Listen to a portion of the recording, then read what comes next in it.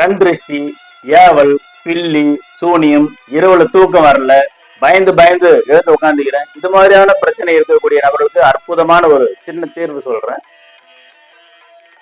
எலுமிச்சம்பழ தீபம் ஏத்துறது அப்படின்றது உங்களுக்கு தெரியும். ஒரு எலுமிச்சம்பழத்தை 2ஆ நறுக்கி அந்த தோலை திருப்பி போட்டு நெய் ஊற்றி பஞ்சு திரி போட்டு விளக்கு ஏற்றுவீங்க. இத செவ்வாய்க்கிழமை மாலை 3 மணிலிருந்து 4:30 மணிக்குள்ள ராகு காலம் நடைபெறும். இந்த நேரத்துல ராகு கால நேரத்துல துர்க்கை அம்மனுக்கு எலுமிச்சம்பழம் தீபம் ஏற்றுவது மிகவும் சிறப்பு. இது உங்களுக்கு தெரிஞ்ச விஷயம். இந்த எலுமிச்சம்பழம் தீபம் ஏற்றும் போது அதுல மூன்று மிளகு, 2 எலுமிச்சம்பழம் தீபம் ஏற்றும் இல்ல, ஒண்ணுத்துல 3 மிளகு, இன்னொருத்துல 3 மிளகு, இது மாதிரி 3 மிளகுகளை அந்த தீபத்தில் போட்டு விளக்கேற்றி வர வைப்பு, பில்லி, சூனியம், கந்திருஷ்டி நோய்கள் அத்தனையும் விலகும். இப்படி ஒரு 9 செவ்வாய்க்கிழமை செய்தால் போதுமானது. உங்களிடமிருந்த அத்தனை தீவினைகளும் விலகி சுகமான வாழ்வு கிடைக்கும்.